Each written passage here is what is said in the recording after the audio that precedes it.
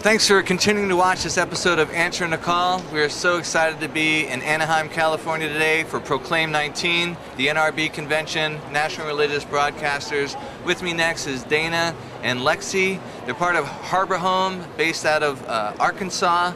And I just want to thank you for joining our viewers and telling us a little bit about the ministry that God's put on your heart. Well, thank you so much for having us. Lexie and I are excited to be here. Yes, absolutely. We're part of a movement of organizations that are opening up small churches and buildings across the state of Arkansas to provide housing and training for people coming out of drug and alcohol addiction. Very good. And it all started for me 5 years ago. God had called me into the women's prisons of Arkansas. Yeah. I was a business owner, and I heard their stories. Wow. And I thought they don't need to be in prison. They need to know about Jesus, but they need to be in a boot camp where they can experience Jesus. Right. And so God connected me with a pastor in Conway, Arkansas, who had a really difficult time in his own life, and he really wanted to do something different. And he had found himself in a small church with 13 people, all over the age of 70. Wow. And they were praying about what to do because it looked like they were going to have to close their doors. Yeah. They had tried everything to grow, nothing had worked. And so when I came and spoke about the prison ministry and my desire to be able to do more, this pastor's heart and my heart were united, and these people voted unanimously. And you have to understand, they're all over the age of 70, some on canes, walkers, and even wheelchairs. And they said, we will turn our Sunday school rooms and our fellowship hall into a home. Wow. And now we are in our 4th year of taking women.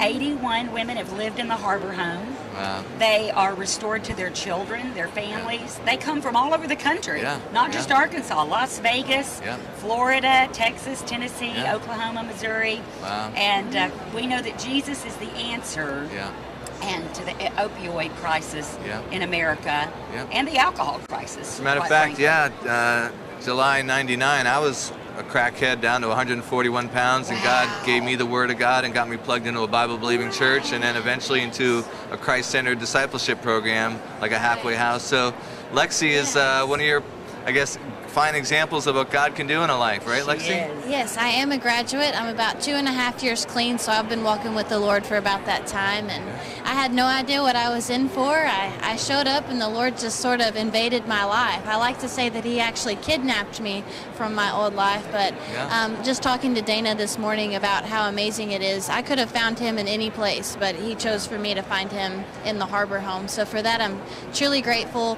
It's changed everything about my life, about me, about my family dynamic, and I have the amazing opportunity to actually be the Phase 2 director there on staff now. So I lead the women that are being reestablished into their lives and sort of reestablished into society. They get their phones back, their cars back, they get their kids back, and sort of just leading them in that direction. I remember Joel 2:25, I can restore the years the locust ate away. Oh my goodness. That spoke to volumes to me. Talk a little bit about that and what's going on at the home. It's exciting to see God's restoration in their lives. You know, a lot of these women come, they're from 19 to 69 years of age we've had, and they're so broken. Some of them don't even speak in the beginning. And to watch God transform them and, to watch them break down. And really, we want to get to the root cause of the addiction, which is the pain, the heartache, help them find hope and healing. But one of the most amazing things that's happened recently is that this network that's beginning to be developed, it's called We Can. Wow. And it is all across the state of Arkansas. So other churches and other organizations that have empty buildings are opening empty schools or opening homes for men and women coming out of addiction. So God has connected us with an amazing man named William Owens. And he is an author and a bike rider. And he is launching a tour from right here in this conference. And we're going across America to Washington, D.C. to bring awareness that Jesus is the answer to the drug epidemic. Amen. And we're hoping to inspire other churches across, just imagine all of the small churches that are out there that are in similar situations that need a revitalization. And what better way than being the hands and feet of Jesus to the largest population of broken people in our country.